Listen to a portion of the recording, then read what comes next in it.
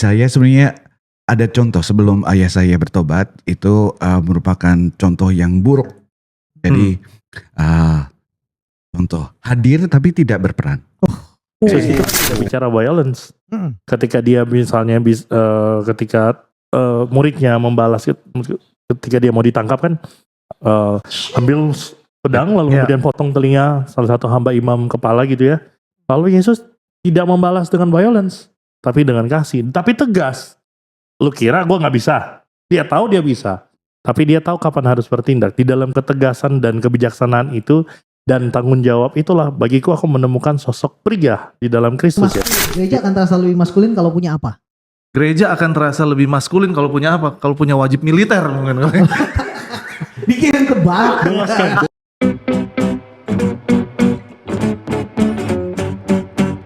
U-Talks, percakapan sumbang. Oke, balik lagi di YouTube Reformasi Liturgi bersama dengan saya Timothy. Saya Randy Ruru. Dan kita punya dua narasumber hari ini yang keren banget. Kok kita gak diizinin? Saya Vinky. Yang satu lagi ini the best nih. Kita privilege banget bisa menghadirkan orang ini. Secara orang ini adalah salah satu orang terpenting untuk pertumbuhan. Yes. Pertumbuhan apa? Nanti biar dia jelaskan lagi. Yes. Daddy Eddie. Daddy Itu nama bukannya dia gitu. Itu kayak nama rapnya dia gitu ya gitu. Nama hip hopnya dia. Daddy Eddie. Oke, baik. Hari ini kita dikasih satu tema yang akan kita bahas, yaitu tentang kembalikan maskulinitas. Kan gitu. Nah, mungkin sebelum kita mulai gitu, apa hal pertama yang muncul di kepala lu kalau misalnya lu dengar kata maskulinitas? Tato. Patriarki. Susah. Apa itu artinya?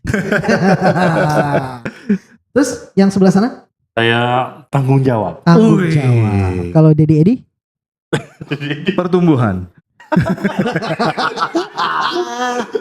Besar apa ya? Karakter kali ya. Sedap. Oke. Tegas gitu ya. Nah baik, sebelum kita nanti ngobrol-ngobrol gitu ya, gue pengen mulai dengan satu cerita yang gue dengar dari Mark Driscoll.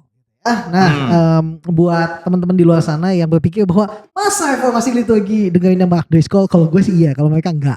Sorry ya, gue dengerin ya. Oh, dengerin Mark Driscoll. Mark Driscoll itu kan sangat kayak redneck banget lah ya gitu. Tapi dia bilang gini, gue pikir mungkin ini yang nanti kita telah sama-sama. Dia bilang gini, Amerika itu dulu adalah satu negara Kristen. Gak pernah sih negara Kristen. Maksudnya adalah dulu gereja itu dipenuhi oleh orang-orang itu cowok sebelum Perang Dunia Kedua.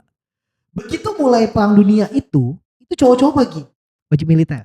Dan setiap kali cowok pergi wajib militer, mulai dari Perang Dunia Pertama, Perang Dunia Kedua, Perang Vietnam, selalu gereja dipenuhi dengan ibu-ibu.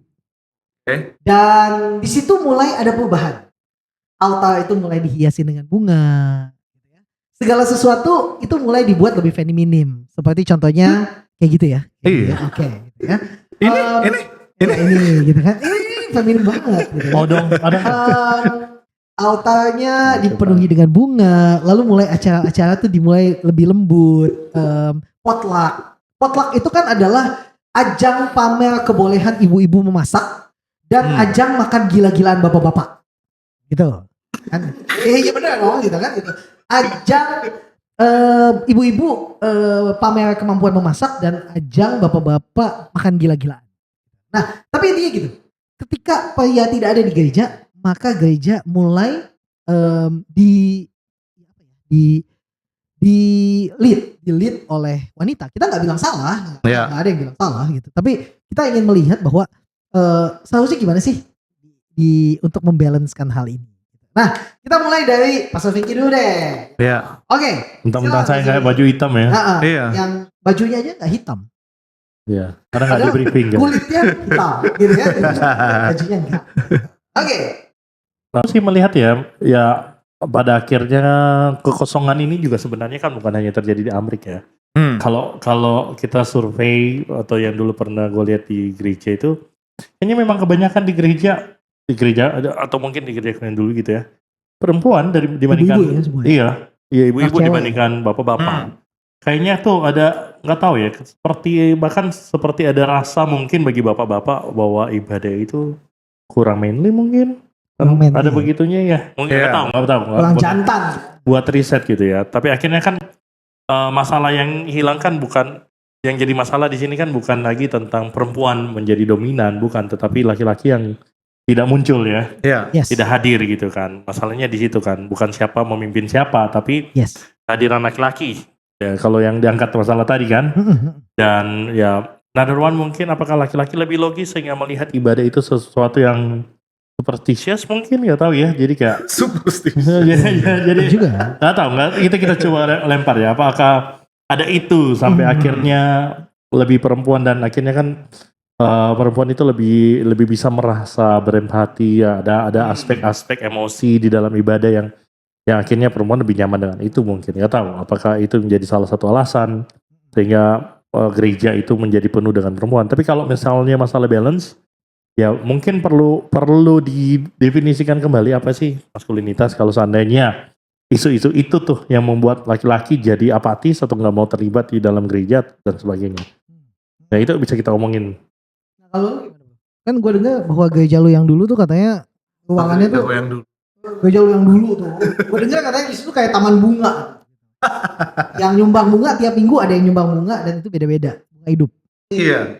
Gue dengar dulu Ada gitu. beberapa yang Itu kenapa yang disumbang tuh mesti bunga? Itu Iya. ganggu gak sih? Atau emangnya nggak apa-apa ya, nggak apa-apa. Kalau dulu sih gue melihatnya itu biasa-biasa aja ya. Itu ya bukan satu hal juga yang mengganggu atau yang bagaimana gitu. Cuman memang kalau dari sudut pandang gue pribadi, apakah dengan sentuhan-sentuhan wanita dalam tanda kutip di gereja itu perlu? Ya tentu ada perlunya juga. Tuh, tapi memang gimana nanti gue ngomong gue dihujat gak nih ngomong kayak gini ya. Cancel culture. Iya, ya mungkin juga ya sebenarnya sih sama-sama aja ya, perlu-perlu juga ya, ada harus juga hadir ya apa namanya apa bisa dibilang pria mungkin ya gitu ya di dalam gereja gitu ya, atau apa sih sentuhan pria gitu, atau Sentuhan gimana? Atau apa campur tangan sentuhan pria. perkasa. Apa Iya, sih? gitu Apa ya. sih? Oke, kalau misalnya seandainya bunga kita anggap itu sentuhan yang lebih feminin di dalam ibadah gereja gitu. Apa sih kira-kira yang akan terasa lebih maskulin? Gereja akan terasa lebih maskulin kalau punya apa? Gereja akan terasa lebih maskulin kalau punya apa? Kalau punya wajib militer mungkin.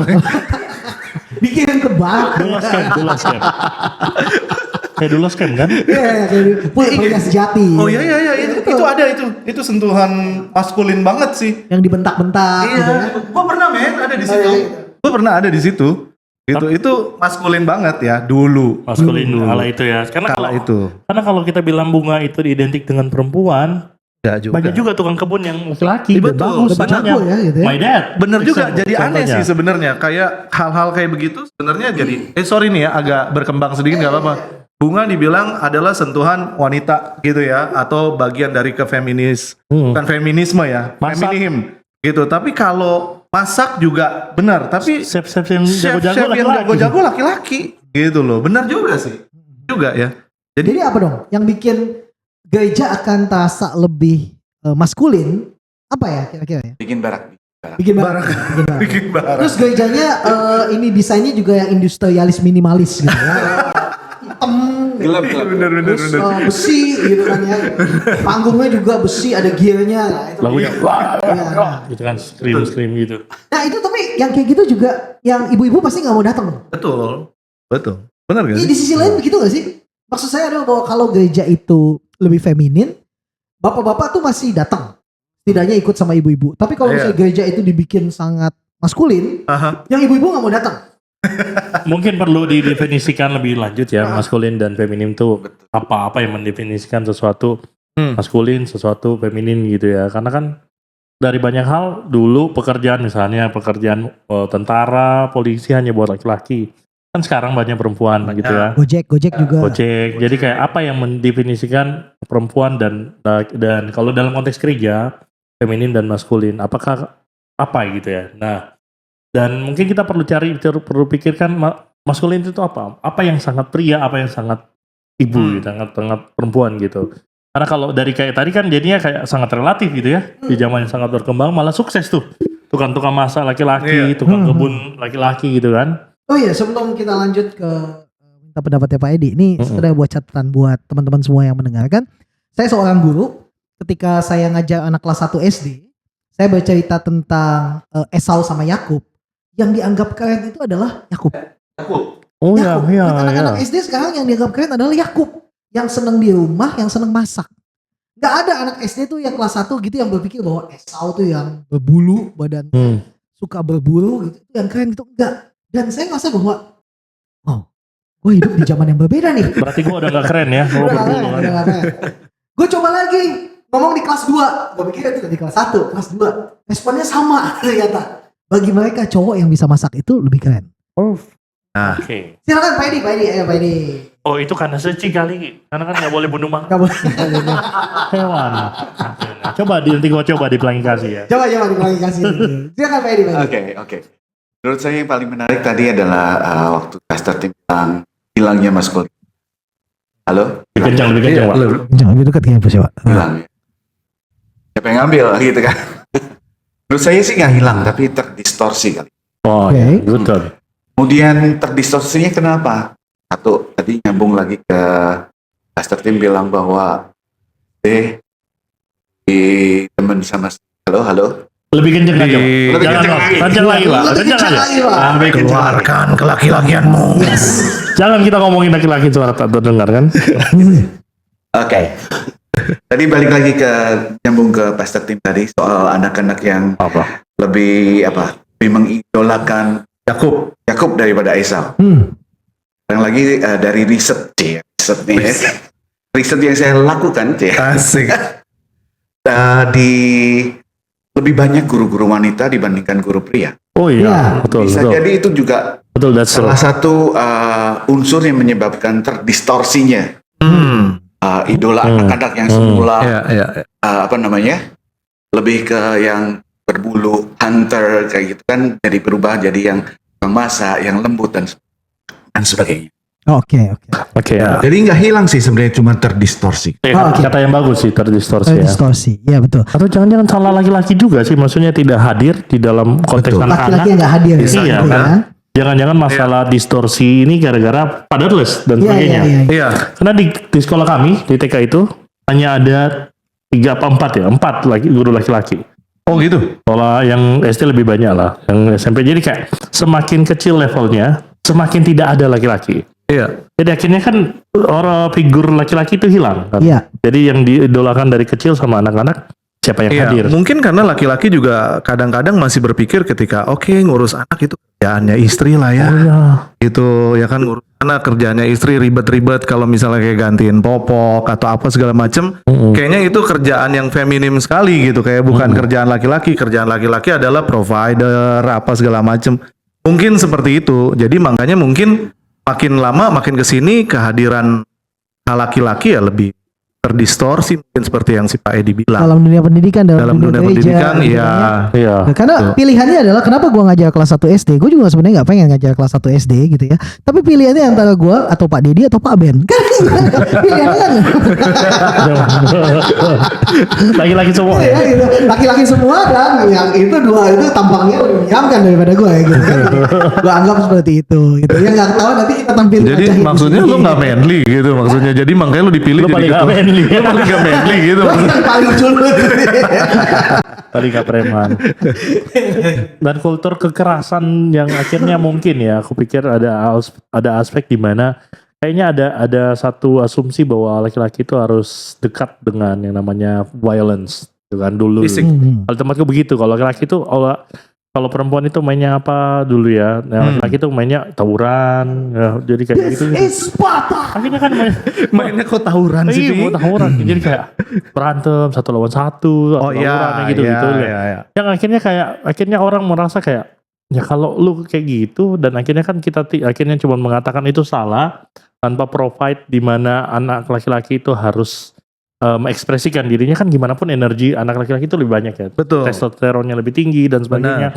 Perlu dikeluarkan, Iya. diberikan ruang.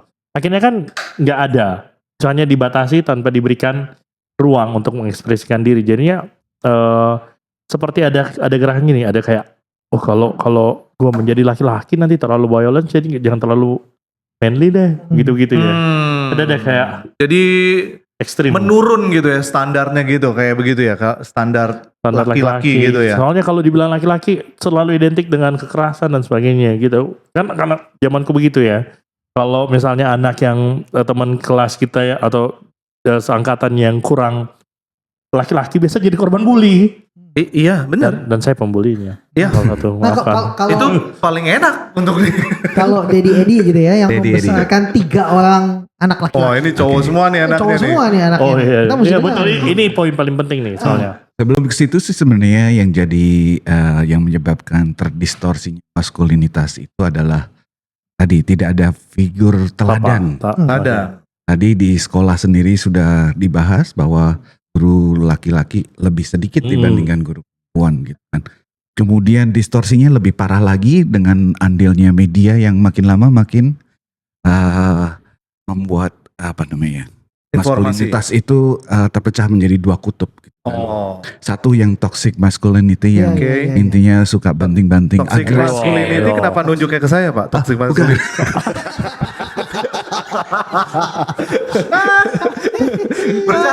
Bercanda. Oke. Tapi itu salah satu ini loh. Itu salah satu bentuk maskulinitas loh. Bukan. Konfrontir loh. Ini balik lagi ke tadi Iya. Bercanda. Kutubnya Esau dan kutubnya Yakub tadi itu tadi. Ah. Dan akhirnya bukan buat anak-anak jadi kebingungan gitu kan. Mau ngikut siapa nih gitu kan. Ya. Tuh. Tadi aku mau mention dikit, stylish rambut. Oh, Istriku iya. tuh yang tukang potong rambutnya laki-laki dan bagus dan dia punya anak maju dia. Iya. Kayak, oke, jadi kayak sudah terlebur juga ya. Betul. Sebenarnya sering kali saya kalau lagi kumat gilanya gitu kan. Laki-laki itu sebenarnya lebih diberikan talent untuk bisa mengerjakan apa yang perempuan kerjakan dan itu jauh lebih bagus hasilnya. Ya, saya dengar Iya. katanya karena laki-laki itu single point gitu ya. Iya. Dia bisa kayak misalnya jadi chef, dia bisa lebih bagus. Hmm. Jadi Fokus. Hairstylist. hairstylist pun dia bisa lebih bagus gitu. Taylor. Taylor, benar juga Dia Pak. katanya bisa lebih itu. Iya. Tapi perempuan lebih yang multitasking at the same Tasking, time. lebih luas. Laki jadi memang ada common generalnya begitu walaupun memang tidak semua tapi generalnya lah ya. Tapi tadi menarik banget tadi yang Pak Edi bilang bahwa seolah-olah ada 2 kutub di sini, nggak cuma cowok-cowok yang dianggap lemah, tetapi ada juga yang toksik.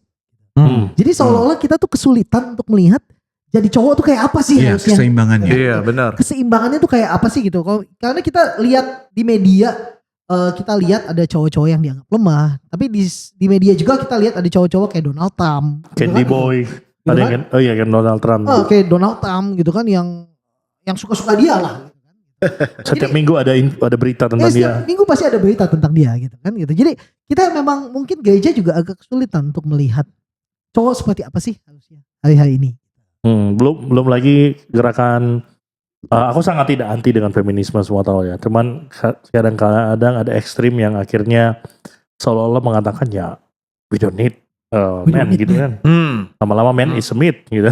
Ya. Adalah sastra mitos. Jadi mitos gitu. Jadi ada begitu juga yang akhirnya seolah-olah mendistorsi laki-laki. Sebenarnya kan feminisme itu baik untuk menyadarkan kita apa itu laki-laki juga sebetulnya dan apa itu perempuan.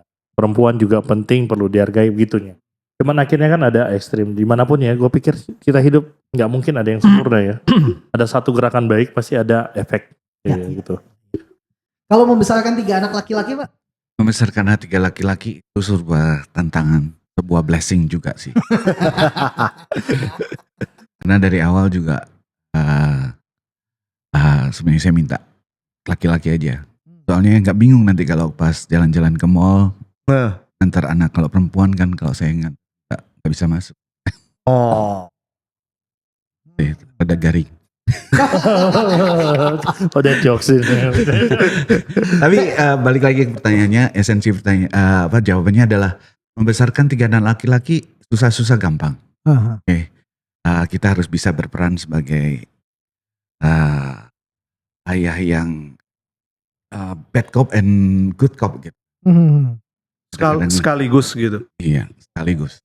Tapi ada satu yang nggak bisa diambil dari laki-laki. Apa? Dead jokes.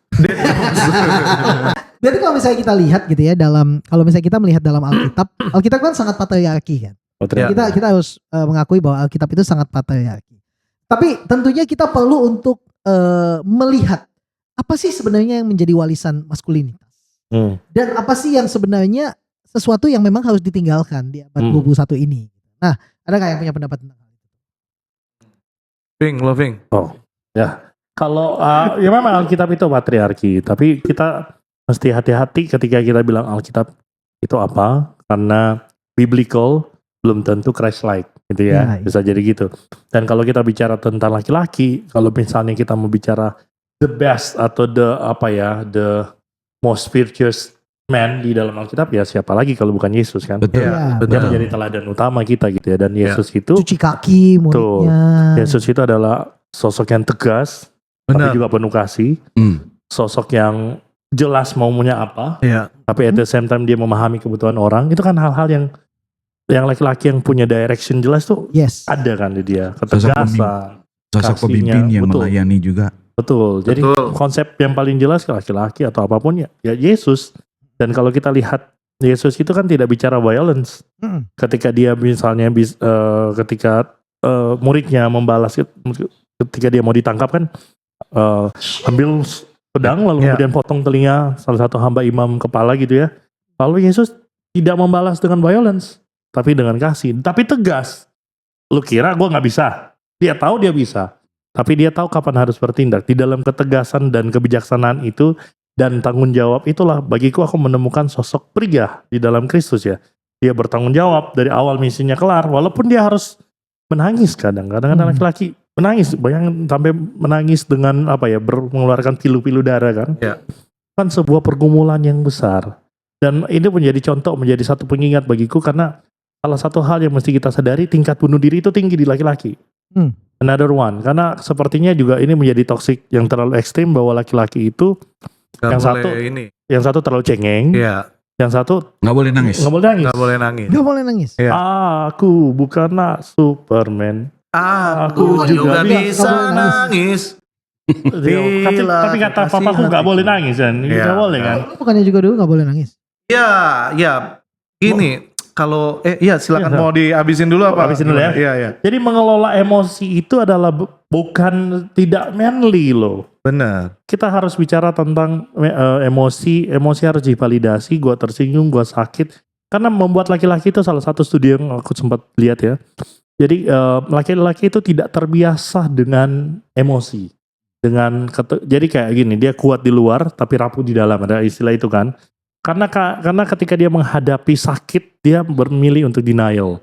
Di dalam denialnya itu akhirnya kan disuppress terus sampai akhirnya nggak tahan kan. Karena tidak dilatih untuk mengelola. Sebenarnya kan bukan kita kemudian menjadi cengeng, itu juga jatuh ekstrim yang menurutku. Benar. Ya cengeng juga tidak laki ya. Juga enggak lah. Jadi artinya ada kalau belajar dari Yesus tuh memvalidasi emosi dan dia menggumuli itu di hadapan Tuhan kan. Dan bukan didinai, tapi dia mengakui bahwa kalau bisa cawan ini lalu daripada aku. Seorang Kristus bisa mengatakan itu. Sang Tuhan dan juga manusia sejati itu bicara menunjukkan bahwa dia pun tidak lepas dari ketidakmampuan atau kelemahan untuk bergumul gitu ya. Ada begitunya. Sehingga karena kalau tidak kita akan bersembunyi seolah-olah everything is fine, ternyata rapuh diri dalam dan hancur gitu ya. Dan itu mungkin perlu maskulinitas bagiku bukan lagi tentang selalu tampil kuat di depan, tetapi dia punya ketegasan, tapi at the same time dia tahu mengelola emosinya juga. Bukan denial ya, tapi dia mengelola. Mungkin itu dulu. Mungkin kalau kebanyakan orang-orang tua dulu gitu, sepertinya memang mengarahkan anak-anaknya, ini yang gua rasain, untuk mendinai emosi itu, gitu, untuk mendinai bahwa sebenarnya kita rasa sakit, tapi lo tahan. Laki-laki tuh harus bisa menahan sakit, gitu. Tapi tidak boleh juga mengekspresikan rasa sakit. Jadi kan agak bingung di situ ya. Contoh tadi si Timothy tempat tanya, iya dulu ini tanpa bermaksud menyinggung ras ya, tapi lo sama gue sama-sama orang timur. Kita tahu bagaimana bapak-bapak kita tuh mendidik kita untuk dulu bokap gua ya, anyway, bokap gua aman-aman aja kalau gua ngomong kayak gini, dia juga udah ada ya. Nah, tapi dulu bokap kalau misalnya ngomelin gua nih, udah deh, udah hampir 90% orang Beneran. timur pasti hajar anak dah, udah hampir 90% lah. Ketika dia hajar, sakit. Dia kalau gua nggak nangis, dia marah. Tapi kalau gua diem, dia tambah marah. Oh, lu nantangin gitu. Jadi maunya yang mana gitu ya kan. Jadi kita mesti di mana nih? Gitu, mesti ekspresikan rasa sakit terus kita nangis Iyalah. atau ketika dia hajar, gua tahan. Tapi ketika karena kita berusaha tahan kan kita jadi kan kayak mengeraskan muka ataupun apa gitu kan, air mukanya berbeda gitu. Dia langsung oh lu nantangin gua. Lah kan gue jadi bingung di mana gitu ya. Jadi ya mungkin itu ya. Jadi sampai akhirnya ada ekstrem kiri, ada ekstrem kanan yang terlalu soft tapi juga ada yang keras tapi mendinai perasaannya semua di dalam gitu ya. Kelihatannya begitu ya. Berarti kalau misalnya gitu, kira-kira kalau kita ngelihat dalam Alkitab, dalam Yesus, sometimes kan Yesus ini kan satu tokoh yang susah lah ya. Gitu. Kalau dibilang bahwa kita mau mengikuti Yesus dengan segala macam keterbatasan kita, dengan segala macam kerusakan kita, well ini adalah satu hal yang terlalu utopis. Tapi apa sih kalau lu sebagai laki-laki, sebagai seorang ayah gitu, apa sih yang paling penting gitu, buat menjaga maskulinitas lu? Apa hal yang paling penting? Aduh, ini maksudnya gue menerapkan ke anak gue atau gue Lu sendiri nih? menerapkan diri lu dan lu sehingga keluarga Lebih kenceng, lebih kenceng kok. Oh. Putus-putus. Oh oke. Jadi apa yang lu pikirkan gitu bahwa yang namanya maskulinitas ini adalah hal yang terbaik yang saat ini gue lakukan gitu agar ini bisa menjadi contoh dan teladan buat anak-anak gue gitu. Nah, dari lu apa? Gue paling takut nih ditanyain kayak begini ya. Kalau contoh yang teladan memang gue masih orang yang terbatas, pengetahuan gue masih terbatas. Laki-laki buat gue ketika gue menerapkan itu di keluarga ataupun di anak, ya gue berusaha untuk balance. Tapi saat ini adalah yang paling gampang cross my mind itu show of power. Terserah ya, kalian boleh nggak setuju sama gue, nggak masalah. Itu perjalanan gue sebagai seorang ayah, walaupun anak gue perempuan, gitu ya. Jadi saat ini masih seperti itu, gitu. Karena menurut gue, dan gue merasa gue perlu untuk lebih menunjukkan show of power karena istri gue perempuan, anak gue perempuan, satu-satunya laki-laki di rumah adalah gue, Sama gitu juga. loh. Iya kan, lu anak lu perempuan lagi dua-duanya.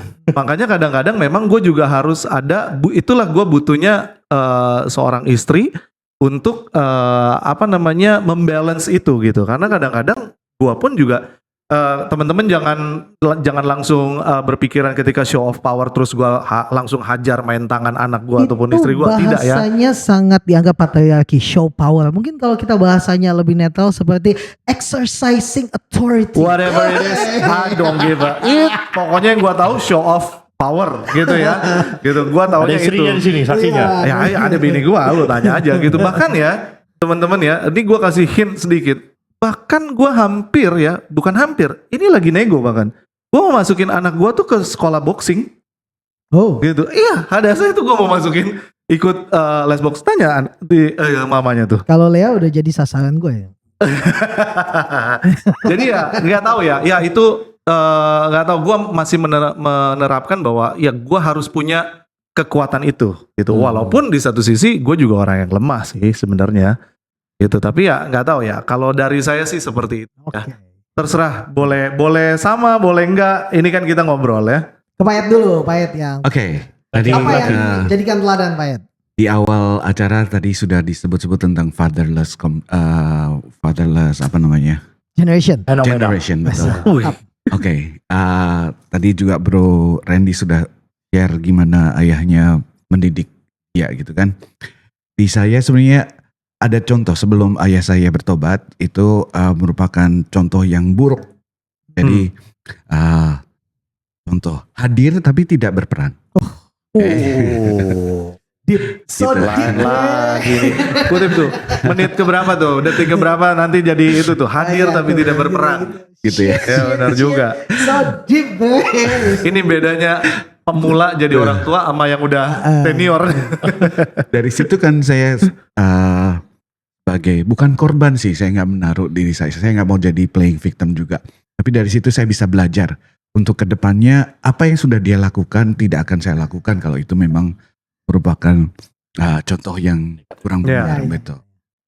So dari situ kan saya belajar supaya bisa jadi ayah yang benar, ayah yang baik buat anaknya yang laki-laki tanpa melupakan unsur maskulinitasnya itu tadi. Karena Pak Edi juga sebagai catatan, Pak Edi juga kakak beradik 4 orang laki-laki semua. Betul.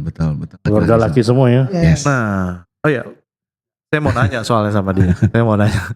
Gitu. Udah? Belum. Oh, Oke. Sabar. Intinya kita bisa karena itu tadi dengan hadirnya kita paling nggak mereka harus ada figur yang bisa dicontoh. Oke. Otherwise nanti mereka ambil contoh ayah orang lain. Daddy.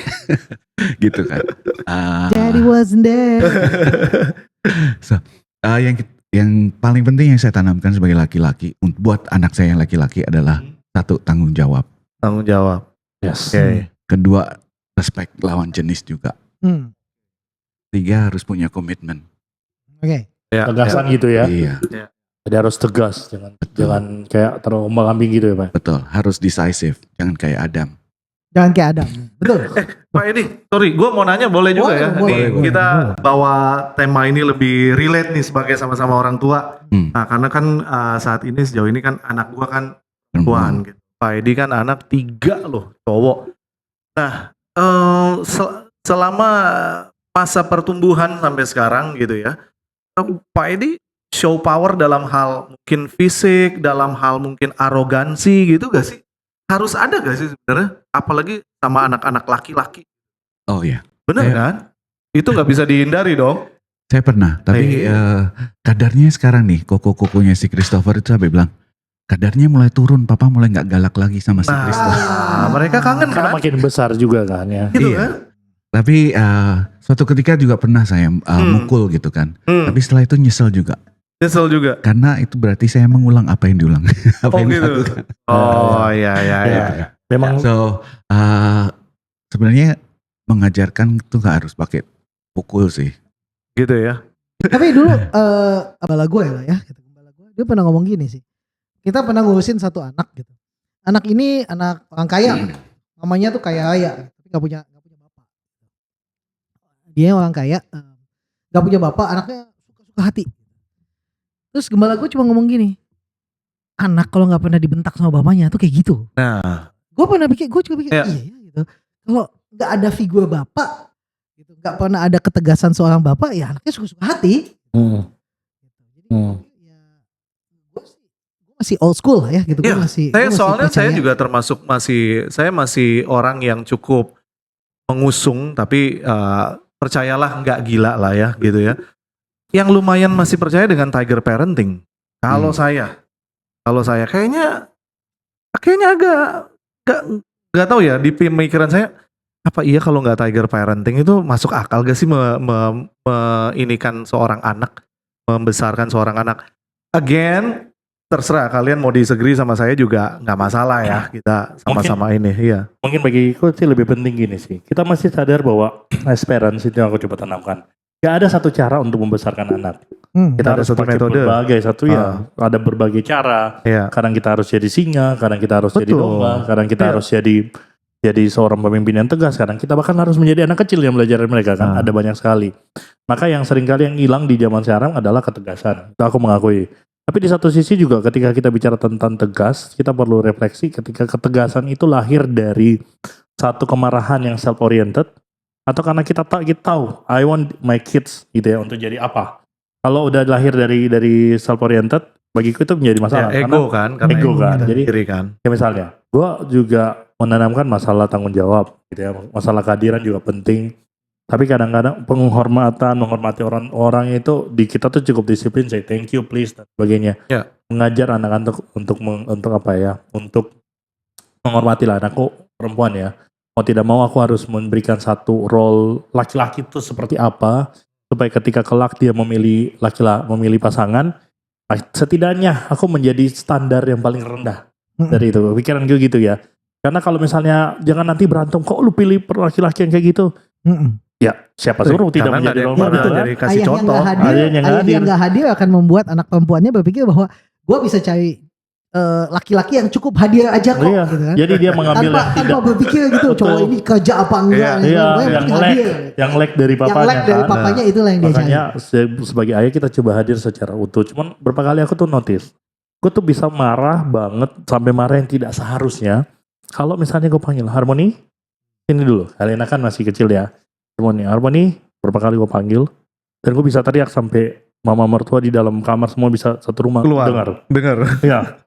Lu jangan macam-macam sama gue ya. Lagi gitu marah. Tentang saya lempar kan, tapi nggak kena dia. Maksudnya, kenapa marah? Kayak gitu. Kan ada satu bagiku kenapa gue begitu ya? Karena gue berpikir laki-laki itu harus ada begitunya, harus dihargai. Tapi kan akhirnya terlalu berlebihan ya. Luka juga masa lalu yang pernah di situ, pernah diperlakukan yang sama, tidak dihargai sama bokap dan sebagainya gitu ya. Dan akhirnya tuangkan ke anak. Sebenarnya kalau bilang tegas, itu bukan tegas. Memang benar harus menghargai, tapi kan berlebihan ya, akhirnya kan sampai begitu. Dan Ada ego yang berlebihan yang main di situ. kan, bukan lagi tentang dia harus tahu menghormati nih. Gua tersinggung lu nggak menghormati gua gitu kan. Nah itu juga harus kita Ya, berarti tahu. Dari Gitu. setidaknya sampai dengan detik ini kita melihat bahwa satu, kita nggak pernah lihat sosok maskulinitas yang benar-benar stabil. Kita datang dari satu generasi Iya. yang memang kita nggak pernah lihat contohnya seperti itu. Kita juga nggak perfect, sehingga ketika kita menjadi ketika kita menjadi orang tua atau kita menjadi pria pun gitu, kita juga masih meraba-raba nih, kita mesti gimana nih gitu kan. Kita mencoba dengan segala macam pendekatan, kita dengar tentang parenting, kita mencoba dengan apa kata Alkitab dan sebagainya. But again, gitu, kita nggak punya satu pendekatan yang one size fits Benar. all. Iya, nggak ada itu. Kan gitu, kayak kalau sama Lea gitu. Nah itu mau tanya ke Kotim tuh, apakah jadi ibu dan ayah at the same time? Iya, jadi tahun 2016 itu salah satu, gue selalu punya goal tahunan. Salah satu fokus tahunan gue tahun 2016 kalau gue nggak salah itu adalah becoming a good mom. Karena sebelumnya gue udah janji bahwa I will become a good dad. Tahun 2016 tuh I will become a good mom. Iya. Dan Lea itu menurut gue adalah anak yang baik sih pada umumnya. Dia nggak usah diomelin pun dia biasanya udah ini dulu gitu, waktu dia kecil gitu. Kalau dia bikin apa-apa gitu kan, sini, yuk sini, pangku sama papa. Boleh nggak kayak gitu? Nggak boleh.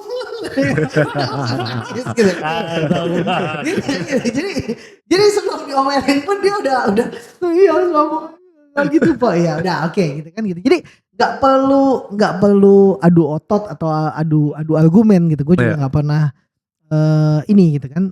Dan gue pikir bahwa kehadiran sama yang penting adalah dia tahu kalau kita tuh mengasihi dia. Itu Connection ya. Karena seperti yang tadi Pak Edi bilang gitu, kalau ayah hadir tapi nggak berperan, ayah hadir tapi nggak mengasihi. Ya. Karena kan yang tahu kita dikasih atau enggak kan bukan kita, tapi kan adalah orang yang adanya kita gitu. Nih papa ada apa enggak ada sama aja, bodo amat gua gitu kan. Tapi kalau misalnya kita hadir, kita mengasihi, mungkin itu yang terbaik. Jadi gue selalu berpikir gini pada akhirnya, membawa gue pada poin yang ketiga. Apapun yang diajarin di gereja, biasanya gereja tuh adalah tempat orang sopan, kan gitu. Yang dimana orang-orang tuh bersembunyi di dalam gereja gitu kan. Oh kelihatannya keluarganya baik-baik saja. Apalagi kalau anak majelis gitu kan. Anak pendeta, anak majelis. Gue pernah loh, gue punya ada temen gue. Anak majelis itu dia singkat kata dia menikah sama orang bule. Dia dulu waktu dia masih single, dia bilang gue gak punya anak. Kakak gue itu menikah dengan sesama orang Chinese Indonesian, tapi ketemunya di Amerika. Jadi sudah punya keluarga, stay di sana. Satu hari mau cerai, papanya itu ngomong langsung sama kokonya untuk bilang bahwa kalau lu cerai, gimana dengan nama gue di gereja? Wow. Ini dengan gereja yang besar gitu. Topeng ya Pak, topeng ya kayaknya di situ ya. Sampai nggak bisa menjadi diri sendiri. Teman gue tuh sampai skeptis banget, dia sampai ngomong gini. Gue tuh nggak pengen, gue kalau misalnya satu hari nanti gue married ya Tim ya. Dia mau selingkuh sama siapapun bodoh amat. Itu pemikiran nih temen gue nih. Anak majelis men. Pria amat. Dia sampai bilang gini, yang penting laki gue kagak pulang gendong anak. Gue membayangin kayak Ned Stark gitu pulang-pulang nentang Jon Snow gitu kan gitu. Itu cuma maksud gue adalah wow betapa ngerinya gitu bahwa anak hamba anak hamba Tuhan lah ya gitu, anak majelis gitu yang menganggap bahwa kehormatan keluarga adalah lebih penting Di atas Gitu kan. segalanya. Di atas person itunya. Iya. Ya. Itu akhirnya kan ego lagi ya, bukan lagi tentang. Ya, kayaknya nggak pernah ada parenting sehat sih ya. Mau jadi ngomong parenting gitu ya. Kemana-mana nih jadi ini. Tapi gitu kan pada akhirnya bahwa ujian sesungguhnya dari maskulinitas kan bukan hanya sekedar lu pakai baju hitam atau pakai baju pink Iya. kan, tapi ujian parenting yang sesungguhnya adalah ujian maskulinitas yang sesungguhnya adalah Parenting kan. untuk bisa jadi suami, jadi bapak, Ya. untuk bisa kerja gitu kan, Bertanggung jawab, bertanggung jawab gitu kan, itu kan kata-kata kuncinya. hadir gitu ya. Kehadiran, Satu lagi Iya. balance. balance. Iya. Ya, kalau ya, dan another one aku pikir tadi ada poin penting yang anak kita merasa dikasihi. I mean kalau kita pun sebagai bapak, kita exercise power misalnya, itu kan nggak ada gunanya kalau kita tidak punya koneksi kan. Orang akan taat, akan mengikuti kan kalau dia tahu, Betul, dia disayang, ada betul, connectionnya. Mm-mm. Itu kan kayak Betul, misalnya, setuju. akhirnya kalau misalnya kita exercise power tanpa koneksi kan, Iya. pasti yang terjadi pemberontakan. Nah, Who are you tuh? Ya kan? Siapa lu ngomong gini nggak tahu. Ya, lu memang bapak gua tapi ya kan jadi kayak akhirnya kan itu yang Ya. sering kali hilang dari keluarga dari seorang bapak. Jadi makanya aspek connection itu menjadi hal yang penting juga sih. iya. Jadi maskulinitas ini bukan hanya sekedar bagaimana kamu berlaku di hadapan orang, tapi juga sesuatu yang deep down inside you yang mungkin akan membuat kamu bisa terus melakukan apa yang lebih baik gitu. Mm-mm. Jadi menjadi Iya. satu progres gitu dalam Mm. kehidupan. Hmm. Iya. Karena kan lucu juga kalau misalnya kita di usia 20 tahunan gitu dan tetap sama kita ketika kita di usia 30 tahun, 50 tahun gitu kan kayaknya agak lucu gitu. Tahun 20 tahunan gitu gue berantem sama kasarnya gue berantem sama gembala sidang. Gue mau tampol-tampolan sama gembala sidang gitu kan gitu. Begitu gue udah umur 40 tahun gitu gue pikir Sama. gue mengalami beberapa ketakutan. Gue takut mati, gue takut sakit, gue takut kalah. Takutnya ada kerjaan. Oke. Nah, gua come up tadi lagi ada pertanyaan gitu ya dengan kan kita bicara tentang masculinity gitu ya. Kan sama-sama kita tahu tadi Pak Edi juga sempat singgung juga beberapa kita sempat singgung ada nilai-nilai maskulinitas ataupun ya kita anggaplah maskulinitas itu yang turun gitu ya atau terdistorsi. Nah, maksud saya nih Kak, berarti kalian setuju gak dengan nilai-nilai yang sekarang kan banyak sekali tuh yang tapi ini balik-balik lagi kayak parenting ya gitu yang menghargai banget anak gitu ya. Yang menghargai banget anak penghargaan gitu kepada anak. Contoh misalnya kayak begini. Tidak lagi berani ataupun tidak lagi mengangkat realita gitu dalam hal misalnya gini, misalnya anak kita ikut bertanding anggaplah games lah ya gitu, dari yang ikut games 5 gitu, tetapi biasa kan kalau dipikir kan juara 1, 2, 3 gitu ya. Nah 4, 5 tuh mereka akan tetap hargai itu sebagai juara harapan apa segala macam. Nah itu hal-hal kayak gitu gue nggak nyampe karena menurut gue ya lu kalah gitu, admit it gitu, akui gitu. This is a typical Asian dad. Ya I don't give a shit gitu, karena buat gue ya lu kalah gitu, kenapa lu harus dibilang lu juara harapan 1, harapan 2 gitu. Maksudnya itu kan nggak membawa kita, nggak membuat anak kita juga untuk menjadi ini. Kalau gue rasa ini bukan cuman buat mendidik anak cowok atau anak cewek ya, kalau gue rasa gitu ya. Sekali lagi kita berdiskus di sini ngobrol, anak lo jadi lembek. Betul. Gitu gak? Nah, Ya tapi kan? on the other hand apa yang Vicky bilang tadi kan benar tuh bahwa kalau misalnya punya hubungan, ketika hubungannya baik nih, antara ayah sama anak, ketika lu katakan seperti itu anaknya akan belajar untuk menerima. Tapi kalau misalnya ini anak nggak punya hubungan dengan yang baik dengan bapaknya, ketika bapaknya bilang gitu, ya lu kalah aja, dan anak akan berpikir bahwa ya emang nih bapak gue emang nggak pernah Tapi hadir. masalahnya yang menjadi masalah bukan cuma antara bapak sama anak. Ini sosial itu menerapkan hal seperti itu gitu loh, penghargaan yang sangat terlalu terbuka gitu. Jadi yang gue takutkan adalah akhirnya akan ada satu generasi tuh yang terlalu gimana sih? Bukan butuh pengakuan ya? Apa Aku ya? mau nambahin ke Iya. Bu. Mungkin yang bisa istilahkan itu relatif tadi. Ya kan? Relatif. Lu tetap menang kok meskipun juara 5 Iya, gitu kan. iya. Seolah-olah mau kasih semangat, tapi sebenarnya kan ini kayak jebakan Batman juga gitu. Iya, bener kan?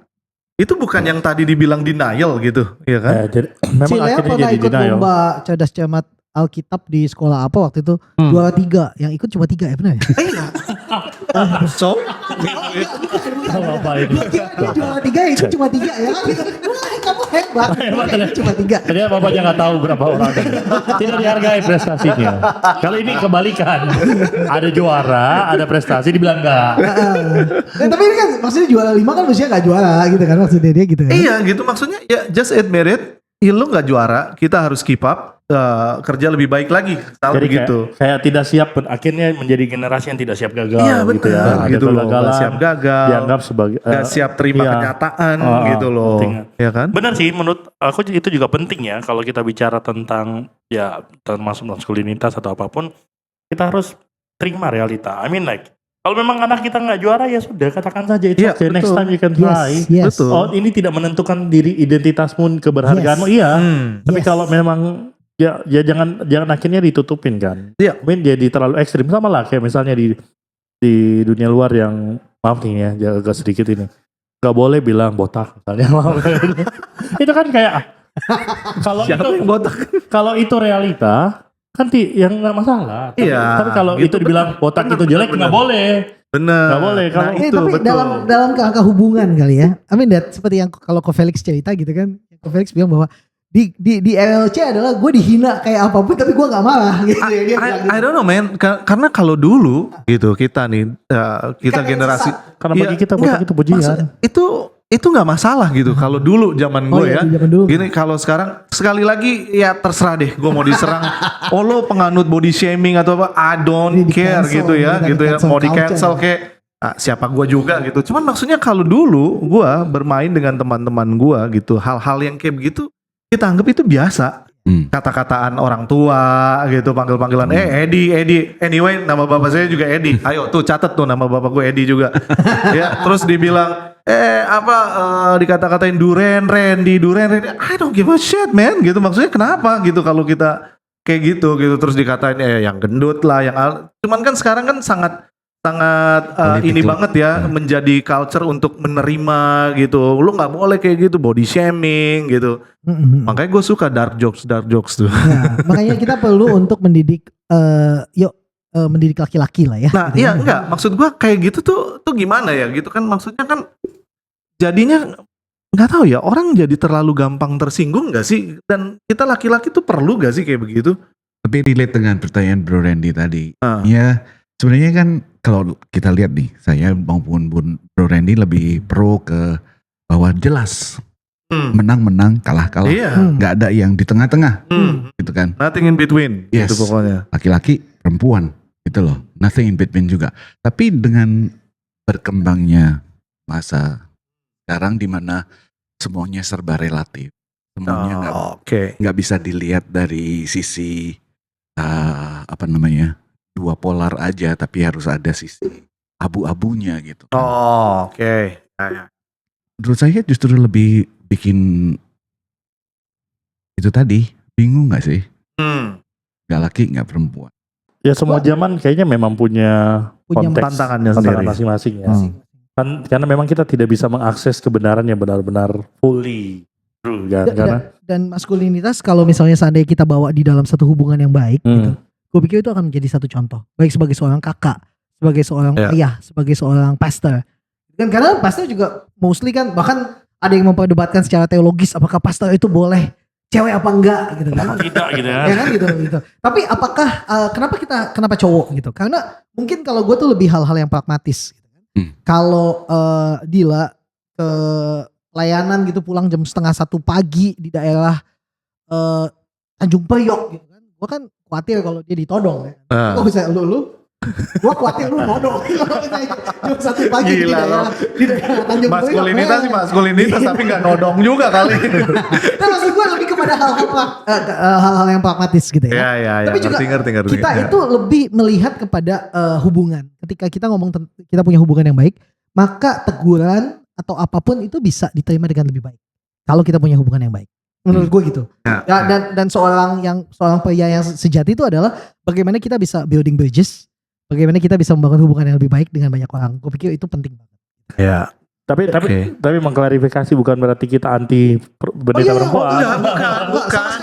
Sama sekali enggak. Tapi Kita lebih melihat lebih pada hal yang praktisnya lah. Kayak misalnya contoh gini. Siapa yang berkualitas lah memimpinnya. Kayak misalnya contoh di sekolah gitu ya, ketika mencari guru cowok atau cewek sama aja.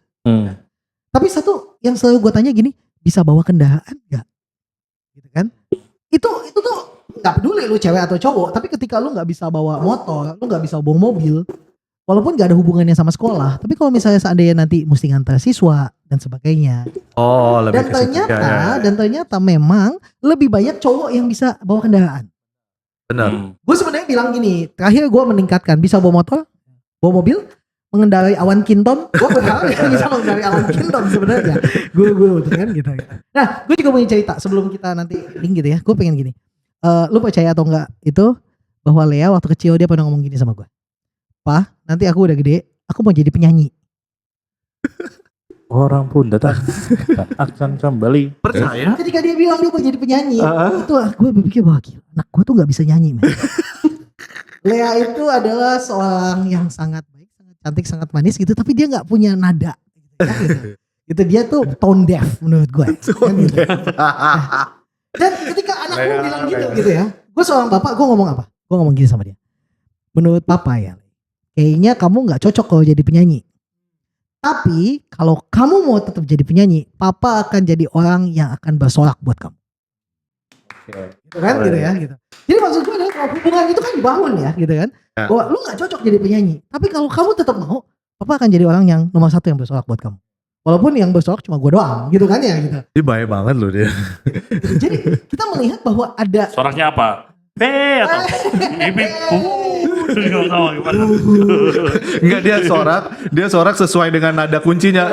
Maksudnya ini segini nih. Ini. gitu. Jadi gue pikir bahwa sebagai seorang pria gitu, kita perlu memang maskulinitas itu adalah untuk bisa menampilkan Kristus, walaupun kedengarannya teoretikal, gitu ya. Kan teori gitu. Tapi cobalah untuk membangun sesuai dengan konteksmu di keluargamu, di kantormu, gitu kan, di komunitasmu, gitu. Gue pikir itu akan bisa menunjukkan Kristus sekalipun komunitasmu itu enggak ideal. Mungkin kayak Daud di gua Adulam, datanglah kepadanya orang-orang yang punya hutang, yang sakit hati dan sebagainya, gitu kan katanya. Nah, maskulinitas gua Adulam itu tentunya pasti berbeda dengan maskulinitas waktu Daud itu ada di istana raja. Gitu kan gitu. Jadi gue pikir bahwa dimanapun kamu ditempatkan, cobalah untuk menjadi orang yang menjadi teladan, tanggung jawab, contoh, bangun hubungan. Dan mungkin another one yang aku pikir yang sering kali hari ini dengan maskulinitas itu adalah, atau mau dikatakan maskulinitas atau apa gitu ya, kita hidup di kultur yang sangat glorifikasi perasaan, another one, betul. Dan akhirnya laki-laki itu harusnya dituntut bisa melihat secara logis. Gitu ya. Bukan berarti dia tidak punya perasaan, tapi dia juga harus bisa melihat secara logis. Dalam arti, bukannya berarti dia akhirnya dia bersikap denial, tapi I mean like realistis kayak tadi gitu ya. Ketika melihat, kalian salah, itu kan sebuah sikap yang logis gitu ya.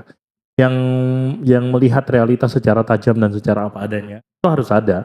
Sehingga akhirnya kita itu bisa menjadi salah satu keunggulan laki-laki kan sebenarnya itu. Dia punya ketajaman, walaupun ada banyak perempuan juga yang punya yang sama.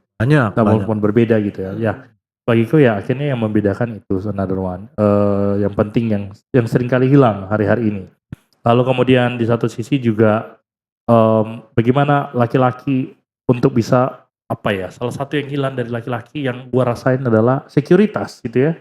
Banyak laki-laki yang kehilangan nggak secure dengan dirinya. Ya, dan aku juga bergumul dengan itu kayak marah sama Harmoni. Itu adalah gak secure ketika kok gue diabain ya gitu kan. Atau cari validasi, atau akhirnya meromantisasi perasaan yang begitunya jadi victim mentality kan. Sekuritas itu yang perlu ada, kita perlu belajar itu ya.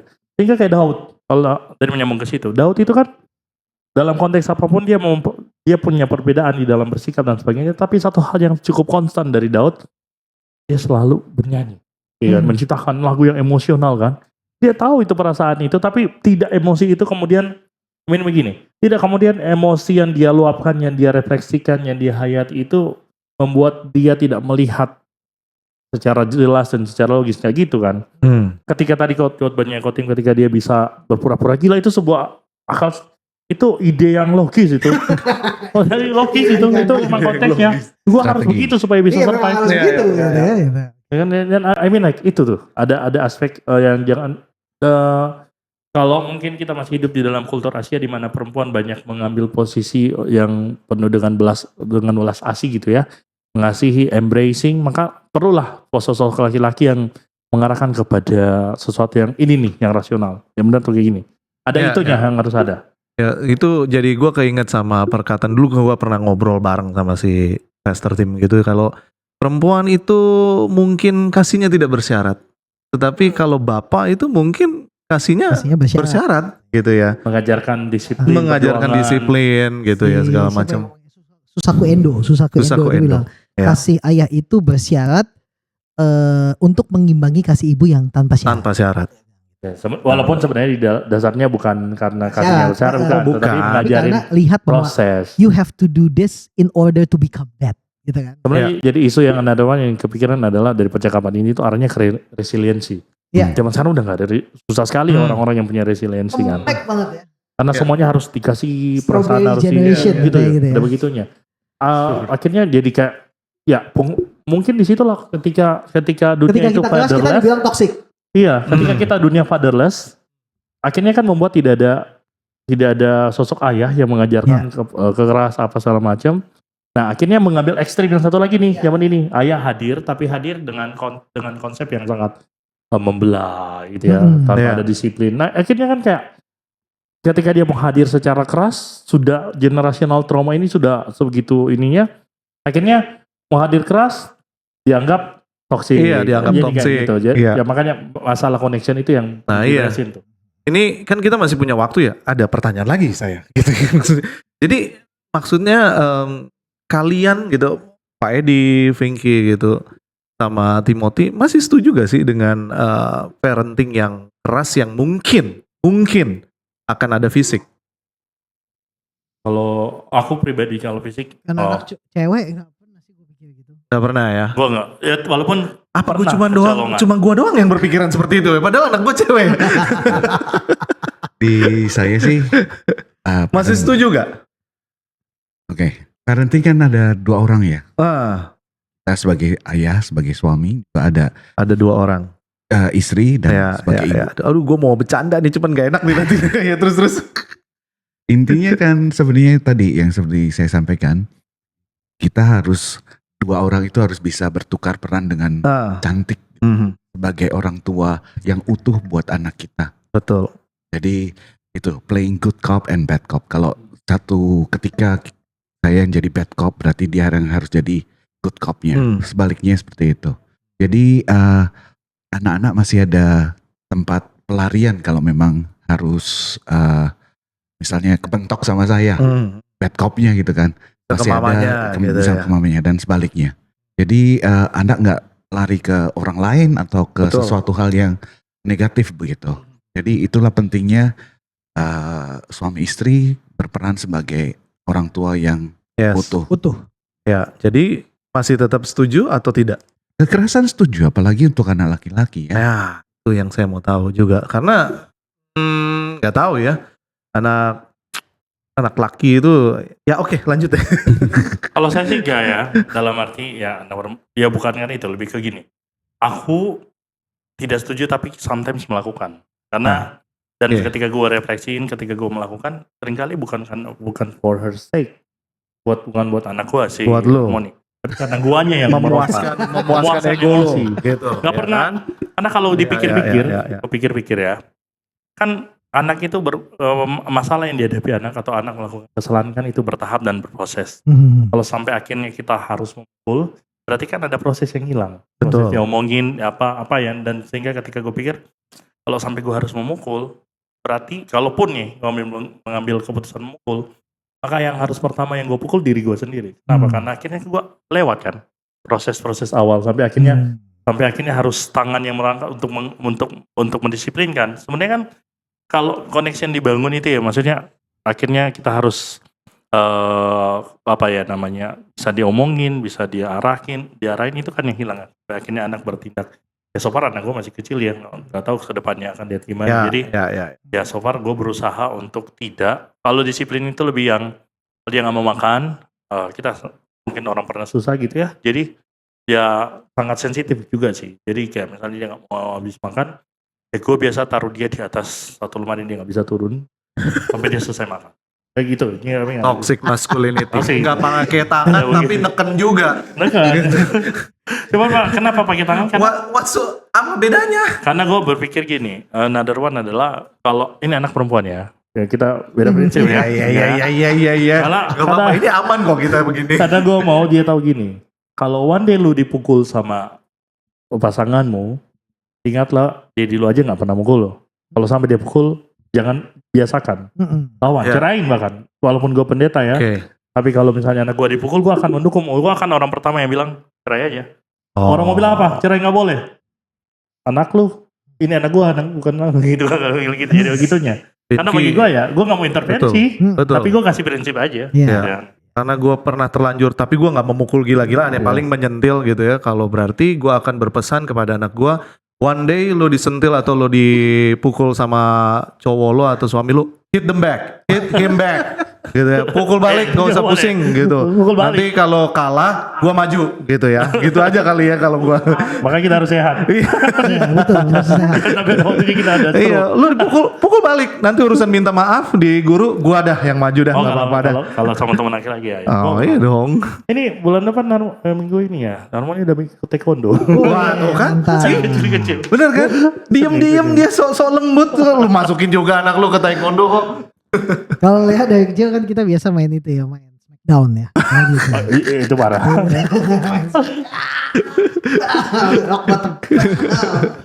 Oke, baik, karena waktunya udah hampir habis, jadi mungkin nomor satu adalah gini, bahwa apapun yang kita omongin hari ini itu nggak mungkin bisa merangkum semua. Yes. Iya dong. Jadi kalau pengen tahu lebih lanjut gitu, datang ke kumpul-kumpulnya LLC hari Iya. Minggu gitu ya, pantau terus Instagram kita, jadi tahu kapan kita lagi ngumpul, kapan kita lagi ada ibadah, datang jadi bisa langsung ngomong sama cowok-cowok maskulin ini nih di sini. Itu Bener. yang paling penting. Mungkin gitu ya. mungkin kita perlu menginisiasi komunitas pria sejati. Oh, Aduh, apa sih Pak? KPS.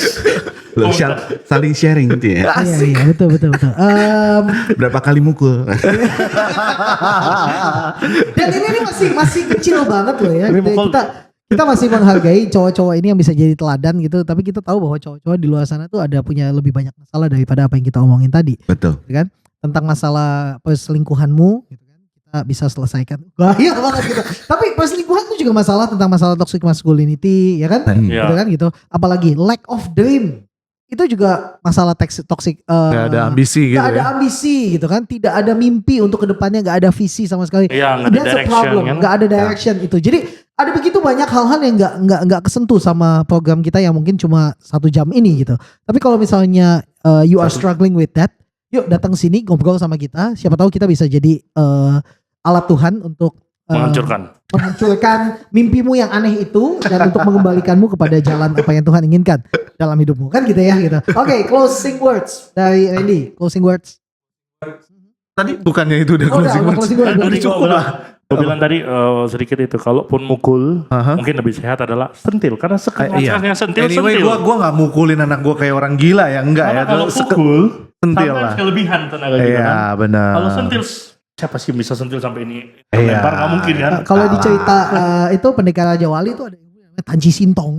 Gitu, itu bisa. Mitos itu, sastra mitos. Mitos. gitu. Oke, closing word Pak Edi. Silakan. Maskulinitas buat saya nggak cuman atribut atau karakter yang harus dibentuk, tetapi kita harus punya teladan, dan kebetulan karena kita Kristen kita punya satu teladan yang jelas yang bisa kita teladani. Walaupun kita gagal terus ya. Iya, meskipun Iya, kita iya, gagal iya. terus gitu kan. Itu aja sih. Jadi Kristus sendiri bisa menunjukkan kelembutannya Yes. tanpa mengurangi kekuatan atau ketegasannya. Gila, Pak Bisa Edi. menjadi pemimpin tapi juga melayani. Gokil. Jadi ingatlah bahwa tanda maskulinitas bukan pendeta yang galak.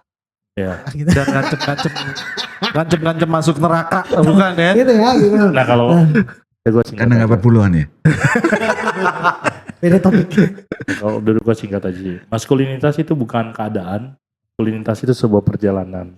Karena pasti kita punya lag. Kita punya kulit di sini maskulinnya lag di something. Makanya Selalu invia. ya selalu di dalam perjalanan, sehingga kita tuh harus terus belajar menjadi laki-laki sejati yang baik. Itu sebuah perjalanan. Karena kalau Kristus itu role model, bahkan sampai kita mati kita nggak pernah jadi sempurna kan.